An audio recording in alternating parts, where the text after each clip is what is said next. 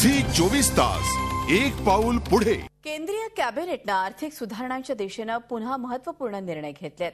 विमा आणि पेन्शन क्षेत्रात परदेशी गुंतवणुकीला मंजुरी दिली आहे। यामुळे विमा क्षेत्रात परदेशी कंपन्यांना 49% गुंतवणुकीचा मार्ग मोकळा झालाय। या निर्णयाला मात्र भाजपसह सपा, डावे आणि तृणमूल काँग्रेसने विरोध दर्शवलाय। काँग्रेस प्रणित यूपीए सरकारने आर्थिक सुधारणांचा धडाका सुरूच ठेवलाय। रिटेल क्षेत्रातल्या परदेशी गुंतवणुकीच्या निर्णयानंतर आता सरकारने विमा आणि पेन्शन क्षेत्रातही परदेशी गुंतवणुकीचा मार्ग मोकळा केलाय। बहुप्रतीक्षित विमा क्षेत्रातली परदेशी गुंतवणूक 26% आता थेट 49% जाणार आहे। कॅबिनेटच्या या निर्णयाला संसदेत मंजुरी मिळाली तर पेन्शन क्षेत्रातही 49% परदेशी गुंतवणुकीचा मार्ग मोकळा होणार आहे। याबरोबरच केंद्रीय कॅबिनेटने कंपनी बिलालाही मंजुरी दिली आहे। तसंच देशातल्या 5 विमानतळांना आंतरराष्ट्रीय दर्जा देणार असल्याचाही निर्णय घेण्यात आलाय। या निर्णयामुळे देशाच्या अर्थव्यवस्थेला चालना मिळणार असल्याचा दावा अर्थमंत्री पी चिदंबरम यांनी केलाय। परदेशी गुंतवणुकीच्या निर्णयामुळे विमा आणि पेन्शन क्षेत्रात मोठी बाजारपेठ परदेशी कंपन्यांना खुली होणार आहे। तृणमूल, सपा आणि डाव्यांसह सुरुवातीला या निर्णयाचं समर्थन करणाऱ्या भाजपने मात्र आता या निर्णयाला विरोध केलाय।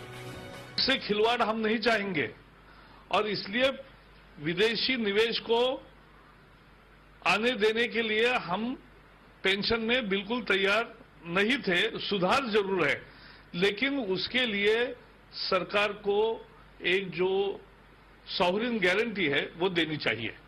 वो नहीं देंगे तो इसलिए ये सरकार के कदम केवल एक दिखावा है या सचमुच में कोई सुधार के कदम है, ये इसका जब विस्तार से सब खबरें आएगी और उसका जो फाइन प्रिंट आएगा तब हम दे सकेंगे। Well, as far as the CPM is concerned, we strongly oppose these decisions. आर्थिक सुधारणांच्या दिशेने सरकारने टाकलेलं हे सर्वात मोठं दुसरं पाऊल आहे। या निर्णयामुळे देशात आर्थिक चैतन्य निर्माण होईल असं अर्थतज्ञांचं म्हणणं आहे। विमा क्षेत्रामध्ये ज्याचा जितका लगेच आणि जितका मोठा आणि जितका अनुकूल परिणाम होईल तितका पेन्शन क्षेत्रामध्ये होईलच की नाही हे आता ठरवता येणं कठीण आहे। आज मितीला आपल्या पुढच्या विमा कंपन्यांना पुढच्या 5 वर्षात 62,000 कोटी रुपये उभे करावे लागतील असा एक अंदाज आहे आणि त्याच्यानंतर ते भारतीय भांडवल बाजारामध्ये येऊ शकतील। आज मितीला ती कॅपॅसिटी किंवा ती क्षमता ना आपल्या देशाच्या खाजगी क्षेत्रात आहे ना आपल्या देशाच्या सरकारजवळ आहे। त्यामुळे ह्या विदेशी गुंतवणुकीतनं ते उपलब्ध होईल। सरकारचे निर्णय आर्थिक विकासाच्या दृष्टीने सकारात्मक असले तरी त्यांना केवळ कॅबिनेटचीच मंजुरी मिळाली आहे। आता या निर्णयांना संसदेच्या अग्निदिव्यातून जावं लागणार आहे।